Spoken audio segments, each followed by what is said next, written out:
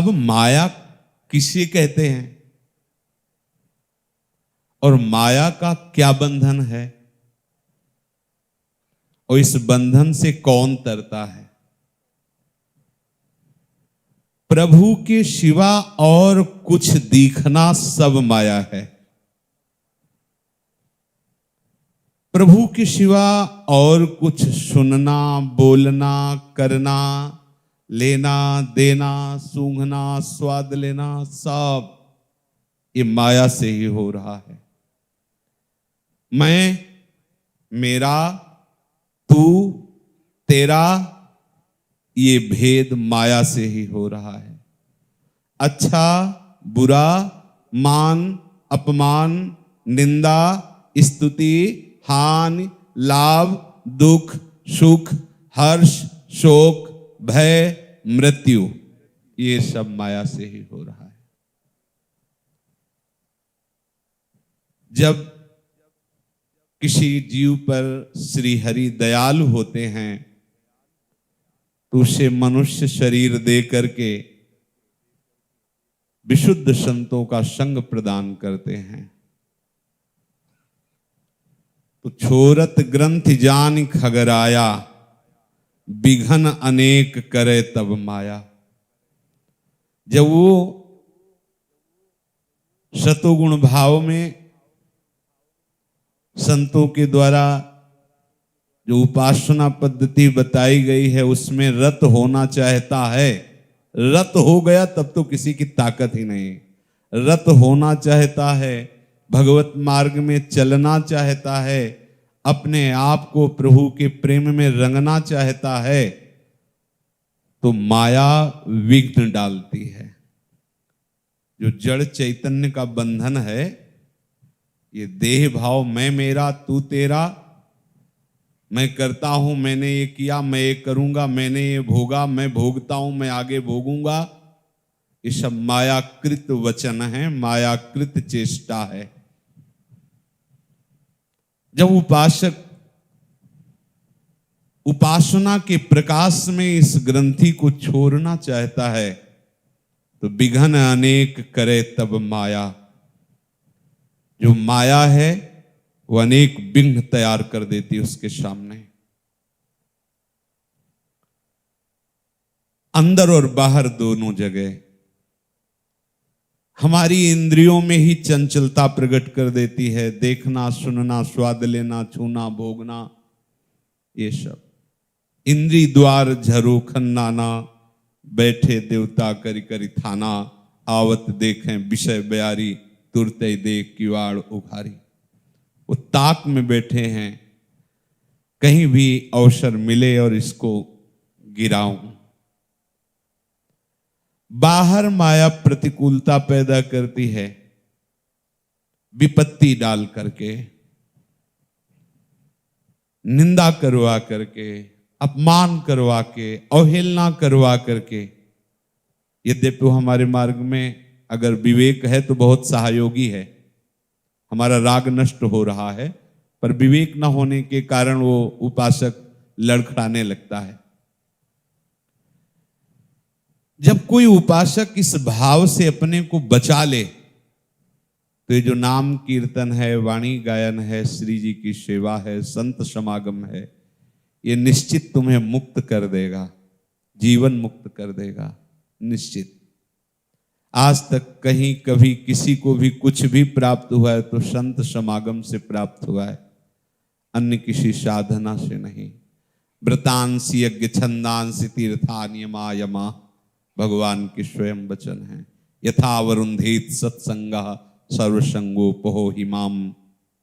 जैसा मैं सत्संग से वश में होता हूं वैसा मैं अन्य किसी साधनों से नहीं। साधु संग दुर्लभ हो, बड़ा दुर्लभ है। माया अपने पार्षद खड़े रखती है, जो कोई साधु समागम के लिए कदम बढ़ाता है, जाओ इसके अंदर विपरीत भावना डालो। आपको सावधान रहना है, आपको बड़ी कृपा से मार्ग मिला है। पहली बात, आपको ये सूत्र बैठा लेना है तो आप कभी फेल ही नहीं होगे, हारोगे ही नहीं। ये बहुत महिमा में सूत्र है। आचार्य हरिवंश चंद्र जी कह रहे हैं, सर्वान वस्तुतया निरीक्ष स्वाराध्य बुद्धिर्मम। सब जगह अपने आराध्य देव राधा वल्लभ लाल को देखो। जगत गुरु भगवान श्री कृष्ण कह रहे हैं, मत्ता परतरम नान्यत किंचित अस्ति धनंजय, मेरे सिवा किंचित कोई और नहीं। अब हम किसकी निंदा करें, अब हम किसकी निंदा सुने? कोई दूसरा हो तब ना। ये सुलझने का मार्ग है, उलझने का नहीं। ये सूत्र आप अपने हृदय में रखना, ये तत्काल आपको बचा लेगा, हर भगवत विरुद्ध बातों से आपको बचा लेगा। अब आपको ये सावधान रहना है कि आप जिस मार्ग पर चल रहे हो तो वही मार्ग देने वाला आपके पास विपरीत भावना भेजेगा। ये सिद्धांत है।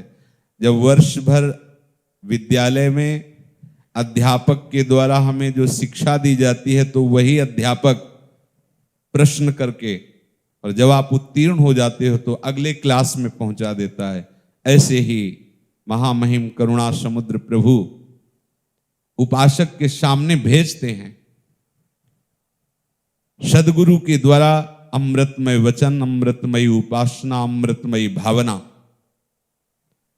और असत पुरुषों का वेश धारण करके वही उसके प्रति विपरीत भावना, संशय, ये प्रकट करने के लिए वही उन्हीं का विधान है। क्योंकि पहले हमने कह दिया है, सूत्र रखना, मत्ता परतरम नान्यत किंचित अस्ति धनंजय, मेरे सिवा और कोई नहीं है। अब आपको संभलना है। चाहे विद्या विनय संपन्न ब्राह्मण हो या घोर पापाचरण करने वाला चांडाल हो, गौ हो, कुत्ता हो, हाथी हो, सब में हमें अपने श्री कृष्ण को देखना है, अपने प्रभु को देखना है। यही हमारी बुद्धि का विवेक है, यही हमारी बुद्धि का प्रकाश है। देव कृपा कर बुद्धि प्रकाश। अद्वैष्टा सर्वभूतानाम, समस्त भूतों के प्रति दोष भाव रहित हो जाना, ये प्रभु की मांग है आपसे। क्योंकि प्रभु कह रहे हैं, मेरे सिवा और कोई नहीं, मैं ही मैं हूं। यही तो सवाल हल करना है। जिस स्कूल में हम पढ़ रहे हैं, हमारी पढ़ाई का यही सवाल है, प्रभु के सिवा कोई नहीं, बस यही जान जाना। ये जान गए तो आगे सब बात बन जाएगी। ये जो जन्म मृत्यु का आपको दंड मिल रहा है, ये इस सवाल के हल ना करने पर। एक ही प्रश्न है, चाहे जिस संप्रदाय का हो, चाहे जिस मार्ग का उपासक हो, अध्यात्म का एक ही प्रश्न है, अद्वैष्टा सर्वभूतानां, समस्त भूतों में दोष रहित बुद्धि होकर सर्वान वस्तुतया निरीक्ष परम स्वाराध्य बुद्धिर्मम, सब मेरे प्रभु का ही विलास हो रहा है। ऐसा अनुभव होना, ये जीवन मुक्त अवस्था है। कर्म बंधनों से मुक्त हो गया, आवागमन से मुक्त हो गया। अब आगे प्रेम भाव में अपने आराध्य देव के साथ बिलसेगा। आप ऐसी जगह जहां आपको निंदा करना या सुनना पड़े किसी और की, कदापि मत जाइए, चाहे जितना श्रेष्ठ महामहिम स्थान हो। जिनके संग से हमारा भाव बिगड़ जाए, जिनके पास बैठने से हम जो सवाल सुलझाना चाहते हैं कि सब जगह मेरा प्रभु है, आचार्य हरिवंश चंद्र जी कह रहे, ये क्रूरा पिपापिनो न च सताम संभास्य दृश्याश्चये। जो क्रूर हैं, दुष्ट हैं, पापी हैं, नीच हैं, संतों से संभाषण करने योग्य भी नहीं हैं, वो भी मेरे परम स्वाराध्य श्री राधा वल्लभ लाल हैं। हमें अपने आचार्य गुरु की बात अपने हृदय में बैठालनी है। सर्वत्र भगवत बुद्धि करके उदासीन अति रही गोसाई। उदासीन, न किसी से मित्रता, न किसी से शत्रुता। हम कहीं भगवत भाव से जा रहे हैं, कहीं भी महामहिम स्थान है, और वहां जागने पर वृंदावन वासियों की, वैष्णवों की, संतों की, गुरुजनों की, मार्ग की निंदा सुनने को मिले तो हमें नहीं जाना चाहिए।